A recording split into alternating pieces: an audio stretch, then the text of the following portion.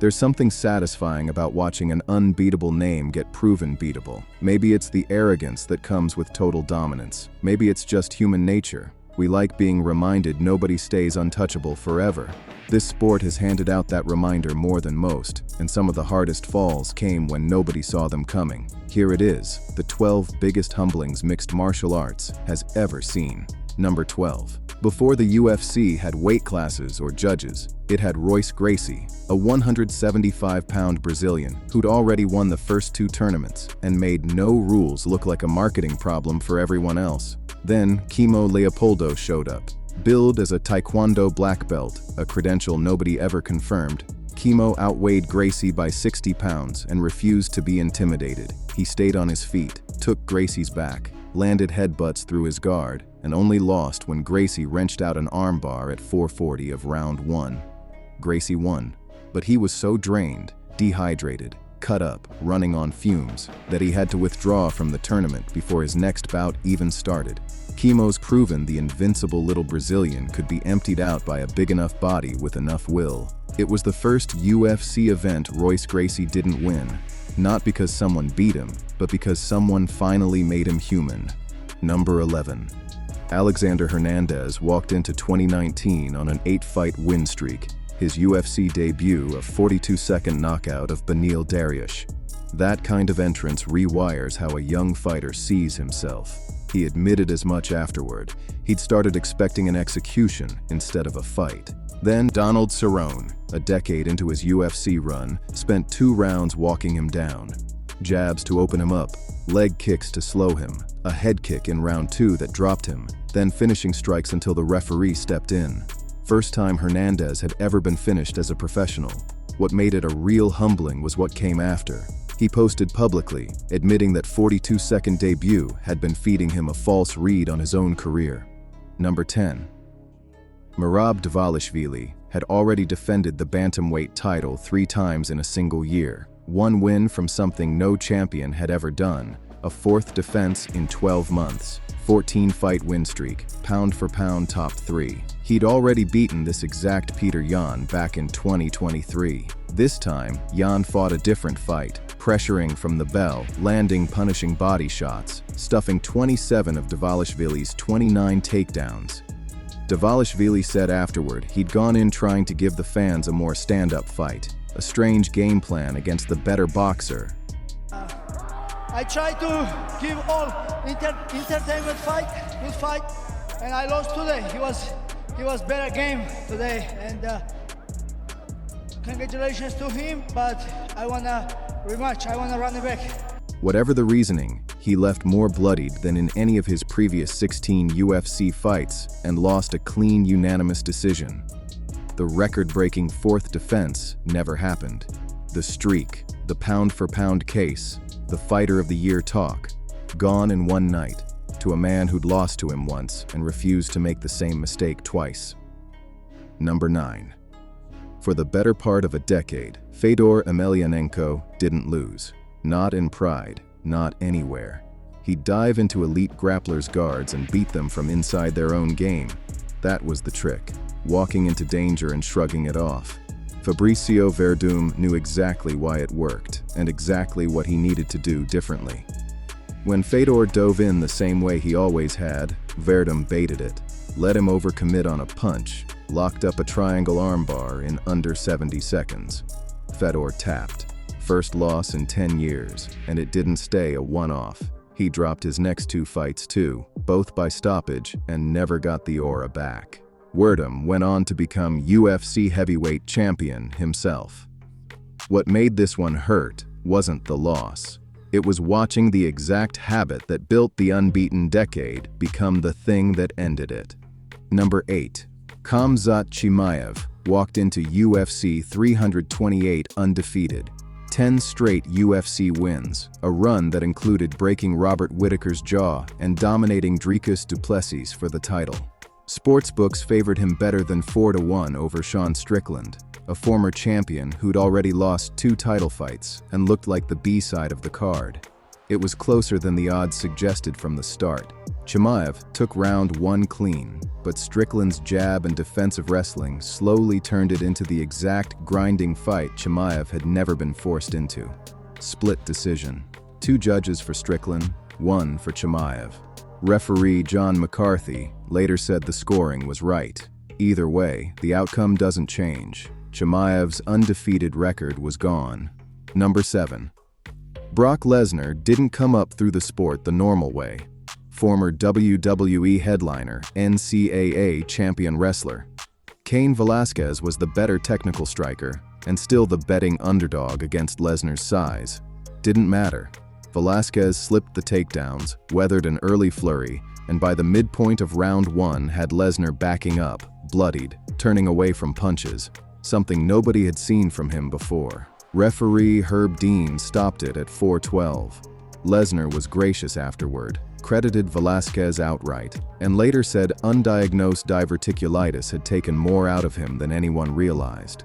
Whatever the medical footnote, the image that stuck was simpler. The most dominant heavyweight the sport had ever imported from outside it, gone in under 5 minutes. Number 6. Conor McGregor's rise to the biggest star the sport had produced ran through a single left hand, 13 seconds to knock out Jose Aldo, turning him into a cultural event more than a fighter. When his title shot against Rafael dos Anjos fell through, the UFC threw in Nate Diaz on 11 days' notice, 2 weight classes up, in a fight most treated as a formality. It sold 1.3 million pay-per-view buys and ended with Diaz choking him out in round 2 after McGregor gassed and started shooting desperate takedowns. 2 years later, bigger stage, Khabib Nurmagomedov did it more thoroughly. Dominated the striking, stuffed everything, finished him with a neck crank in round 4 of the highest-selling pay-per-view in UFC history, 2.4 million buys. Diaz proved the aura could be punctured on short notice. Khabib proved it could be dismantled methodically, on full camp, with the whole world watching. McGregor has called both losses fair, on the record, which, for a career built on never admitting doubt, was its own kind of humbling.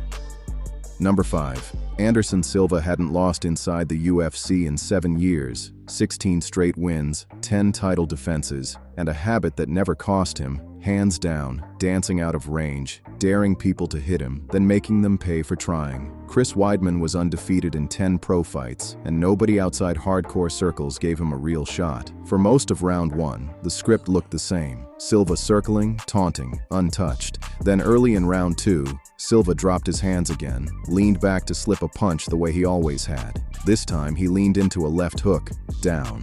Weidman followed him to the mat. Referee Herb Dean stopped it at 1:18. Weidman said afterward that watching a legend hand him openings like that had irritated him enough to make sure he didn't waste the next one.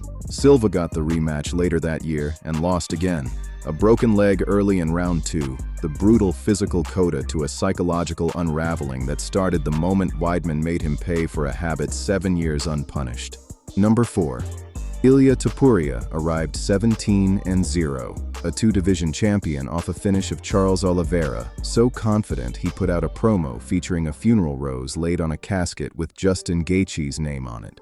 Before the fight had even happened, Gaethje, interim champion for the 2nd time, had waited years for undisputed gold, and finally got it on a stage no fighter in history had been offered. The South Lawn of the White House, built for the country's 250th anniversary. Topuria pressed early, hurt Gaethje badly with body shots in round 2, couldn't close it. From there, Gaethje's volume and durability took over. By round 4, Topuria was cut open and fading, and his own corner threw in the towel before round 5. A corner stoppage TKO, the first loss of his career. A fighter who staged a mock funeral for his opponent, beaten on the first professional sporting event ever held at the White House. That's about as public as a humbling gets. Number 3. By the end of 2021, Amanda Nunes wasn't just the best women's fighter walking. She was regularly called the greatest of all time, on a 12-fight win streak with 2 belts. Julianna Pena came in a 10-1 underdog and spent round 1 getting dropped twice while Nunes hunted a finish. Then round 2 happened. Pena stood in the pocket, traded, staggered Nunes badly enough to take it to the ground, take her back, lock in a rear naked choke. Nunes didn't make excuses, owned the loss, got the rematch 7 months later, reclaimed the belt by decision. But for one night, the consensus greatest women's fighter ever tapped out on her back, and the sport had to sit with that. Number 2. Georges St-Pierre had already avenged an early loss to Matt Hughes by beating him for the title, run his UFC record to 7 straight, and looked less like a challenger and more like the finished product of a modern mixed martial artist. Elite everywhere. No obvious hole. Matt Serra was a jiu-jitsu black belt who talked his way into a title shot by winning a reality show. Betting markets treated it like a formality. St-Pierre favored north of 8-1. Serra made a decision going in. Abandon the grappling, stand and trade. Bet that St-Pierre wouldn't respect his hands enough to see it coming. Worked immediately. A short right hand buckled St-Pierre in round 1. Serra swarmed him on the ground until the referee stepped in at 3:25. Still one of the biggest betting upsets in UFC title fight history. St-Pierre reclaimed the belt in the rematch and built one of the sport's longest title runs afterward. Number 1. Before this fight, Ronda Rousey wasn't just a champion. She was arguably the biggest individual star combat sports had produced since Mike Tyson. Undefeated. Every opponent finished in a combined total of minutes. A cultural footprint that reached well past the sport. Holm was a former boxing champion nobody outside hardcore MMA circles had an opinion on. Rousey came in a heavy favorite. 59 seconds into round 2, Holm landed a head kick that ended it clean. The first loss of Rousey's career, in a sold-out Melbourne arena that showed up expecting a coronation. The cultural reaction was its own story. Then candidate Donald Trump tweeted he was glad to see her soundly beaten, called her not a nice person. No other loss on this list ended an entire era by itself. This one did. Every name on this list thought their story was already written. The sport had other plans, and it always will. You guys are always a massive help keeping this channel running. Drop a comment and let me know which one of these 12 hit hardest for you. Thank you so much for watching, and I'll see you in the next one.